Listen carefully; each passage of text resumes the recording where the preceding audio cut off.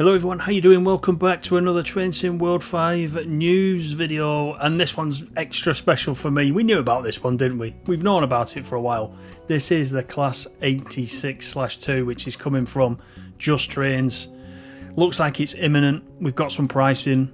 We've not got a date as of yet, but there was an article which actually was shared yesterday, as you can see here, from DTG Harry over on Dovetail's website. I'll put a link to it, as I always do, so you can have a look at it for yourself. I'm getting pretty excited about this. I've been quite hyped about this since I first found out about it. It looks like it's round the corner, so you're all going to have to put up with me, if you're a regular on the channel, playing the Preston to Carlisle West Coast mainline route once again, over and over and over, because, in my opinion, it is still the best route in TSW5. I'm listening. Tell me what's better. Tell me what's better. So this is coming out. This is an add-on. We've already got the 87, of course, by the way, which came with the route itself, along with a whole host of other stock. But we're going to look at the screenshots. I think Just Trains have nailed it again without actually seeing the loco moving and having driven it. I've not done any of that yet. So let's have a read through. Tap into classic British AC traction with the BR Class 86/2 services on the West Coast mainline. Just Trains add-on is coming soon. We've seen a couple of these pictures, haven't we, as well? That one I think we've seen before, but we'll talk about the liveries as well further down, because there's a few of them, including this one with the white roof, which is really nice. This is the Lawrence Olivier, but we'll get to that.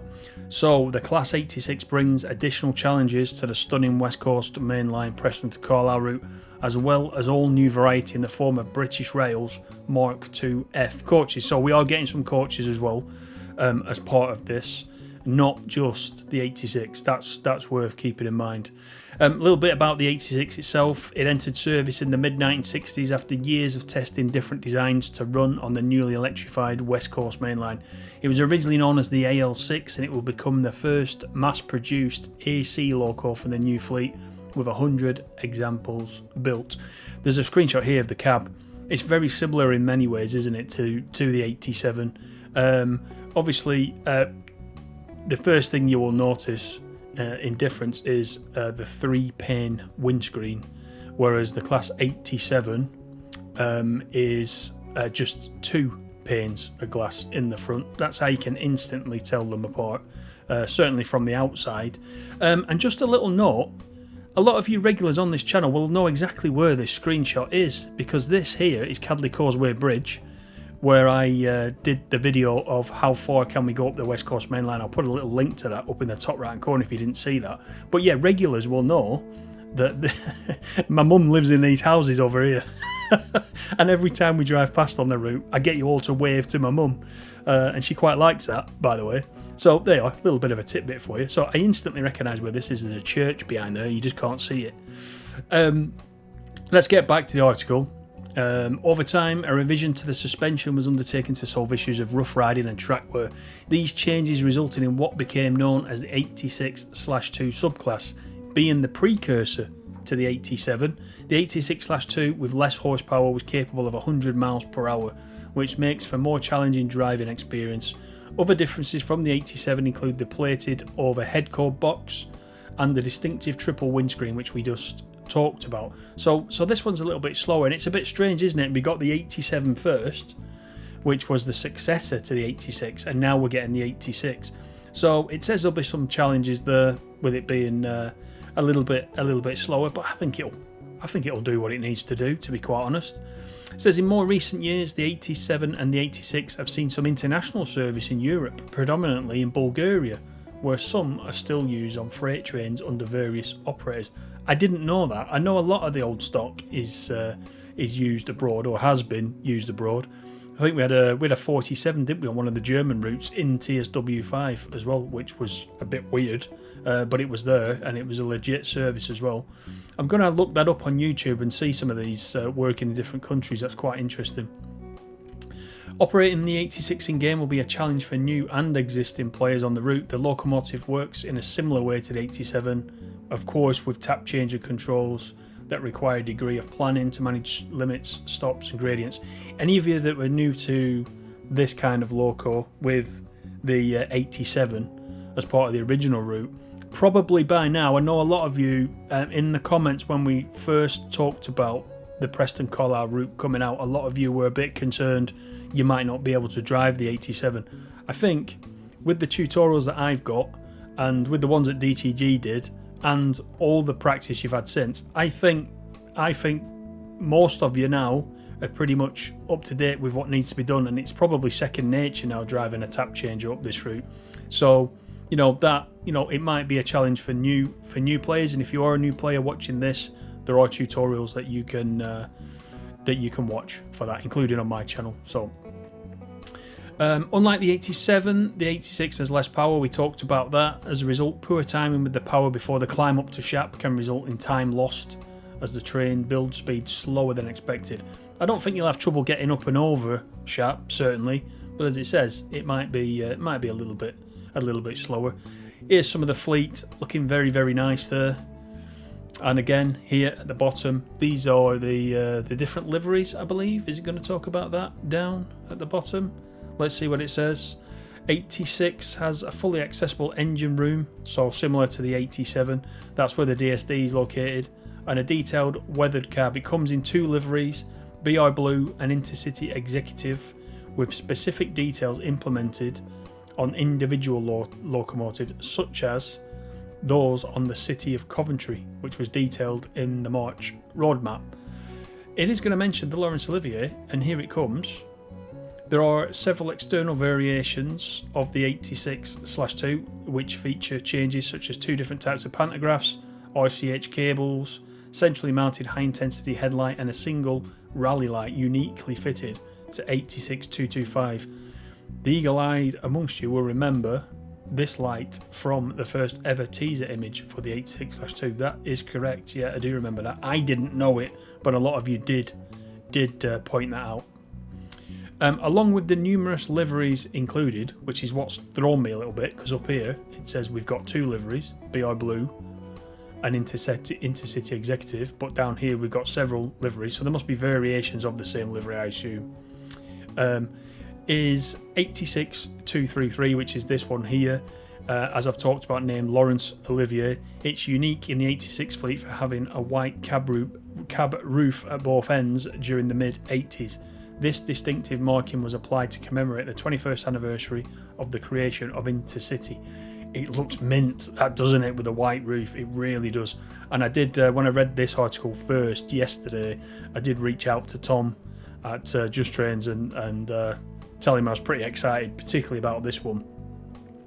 So that's quite special. We'll talk about the Mark II F coaches and the Mark I RMB. People have been looking forward to this a lot.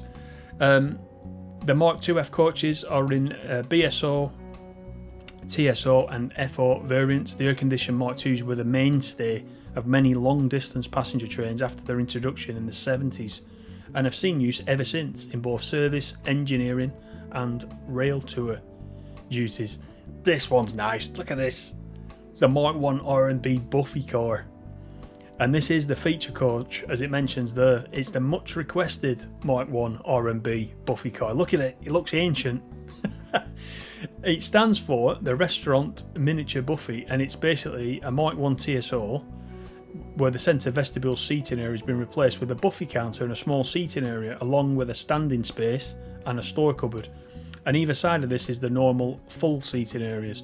They were built between 57 and 62, and there's still quite a few in service on heritage railways across the UK. And there is a picture of the inside here, and for the first time we've got someone stood behind the counter, which is quite nice. Now, I don't know whether or not this is like the other assets we've got currently in TSW5. Some of the platforms on various different routes we've got, if you remember, there's the sort of little coffee shops on the platform and there's someone stood there. I don't believe we've had somebody on board doing that, so that's really nice. That's really nice to see, especially once we get a few passengers sat down here in this area. You can just see a couple behind that little partition there. We've even got little pies here. We've got probably Traveller's Fare curly sandwiches in there. What was your favourite? I can't stand cheese, but I don't mind a tuna and cucumber, I can't lie. So we might be able to pick those up. We've got a few modern looking packets of crisps over here, a bit of chocolate, a few pints of something, don't know what, but anyway, that guy is there to serve you, so that's really, really nice. The R&B, you can get it in the Intercity Executive and BR blue-grey liveries. When you enter the R&B, make your way to the Buffy area, where behind the operating roller shutter... Oh yeah, he's going to tell me now, after I worked out everything that was behind him. Top quality curly sandwiches, I did tell you. Fresh from yesterday. Pork pies in 2 sizes, crisp bottles of soft drinks with flavours such as apple, orange and berry. So there you go. Soft drinks, soda if you're in the US. Yeah, there it goes. And look at this. I remember these in the wall. These, I believe, are for the heating, aren't they? I think you can turn these and it does the heating. It's not that long ago since I was messing about with those. If you've got a sweet tooth, you can also get chocolate bars and even mint cake. Of course, mint cake is one of the collectibles on this route. So, yeah, if you want Turkish delight, there you go. But there is a steward there, and that's really good. This looks great. This looks great. I think this is Penrith. Is it Penrith or Oxenholme? I think it's Penrith. What a moody shot that is, going off into the distance. It's great. The 86 and the Mark II will substitute onto the Preston Carlisle in place of some of the 87 hold services. So there's no new timetable for this. It just does substitute. So keep that in mind as well. It has in the timetable, the 87 will be running the cross-country services. They'll be substituted. The 87 services running cross-country will be substituted by 86, as would have been the case during the period. So it's period specific and it's period correct, which is why there is no additional timetable. Up to now, you've been able to run those services with the 87, so this is kind of putting them in the proper place. The 86 wasn't a common feature on freight services, and these will all continue to be 87 hold as well. Nice sunset shot there. You will get 5 new scenarios though, which will be available to play on the route, going from a football special out of the map to Wembley to represent England playing Scotland during April 1986. Is that a real fixture? What was the result? Don't know. Someone leave a comment and let me know if that was a real fixture. I bet it is. Others include a delayed service, it requires some rerouting, and the southbound express for London requires some assistance. Can you take on the challenge? I definitely can. I know a lot of you will, because this is also your favourite route as well in many cases. Certainly a lot of my regulars are looking forward to this.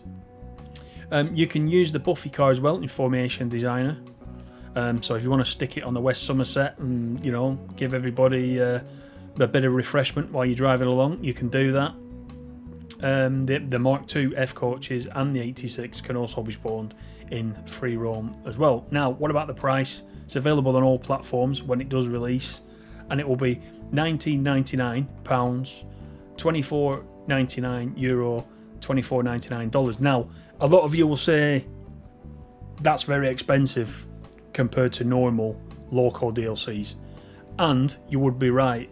I think this is a first, right? This is a first. Definitely, if we talk about the UK price, 20 quid on the face of it might seem a bit steep when you're thinking it hasn't got its own timetable. However, my opinion on this is, and it depends what you think is value for money. My honest opinion on this is that when Just Trains made Blackpool branches, and when Just Trains made the West Coast Main Line Preston to Carlisle, they set the standard for me for what DLCs should be like, and what developers, including DTG and all the other third parties, they set the standard for what developers should aspire to with their future DLC releases. I would have no hesitation in buying anything for Trains in World that Just Trains brought out. I'm just being completely honest. The amount of enjoyment I've got out of Blackpool branches and the Preston Carlisle route. Alright, I'm biased because I'm from Preston, and of course it features in both routes. But the quality of those two routes gives me a confidence that, as soon as Just Trains are going to bring something out, it's fine for me. But it's a personal choice, and 20 quid might be a lot of money for lots of people. I understand that. So I'm interested in, what you think of the the 86, and what you think of the pricing as well, of course. A lot of you will have the same opinion as me, is that what you've seen from Just Train so far is absolutely brilliant, and therefore you've got confidence that if you pay your 20 quid, you're going to get your 20 quid's worth. Whereas some DLCs, you might not always think that. So let me know in the comments what you think about it. So there's a little bit on the end of the article about the Preston to Carlisle route, which we've covered over and over and over and over. And one person, J Pantera, right on the article says, "Take my money now," etc. So there you are, J Pantera. Yeah, I kind of agree with you on that one. Let me know what you think. I think it's really exciting. I'm not sure why we haven't got a release date yet when we've got the pricing. Maybe over the next couple of days we will get the actual release date. I think it's been done on purpose. I don't think it's been missed off by accident. I cannot wait to get into this 86 and get going. Look for me to give it extensive coverage, as I always do. This is my favourite route in the game by a long shot. Nothing since has beat it in my book, even though I enjoy quite a lot of routes that have released since this. I play this every week still. I absolutely love it. So anything that can be done to bolster the route, especially when you're seeing both 86s and 87s as AI going backwards, up and down, that's going to be excellent. And you know what, I might even take a trip in the Buffy car, the full length of the route, which I don't normally do, but I might just do that and go for that experience as well. So there you go, that is it for this little news update. Let me know what you think, give me a thumbs up, and I'll see you all on the next one. Bye for now.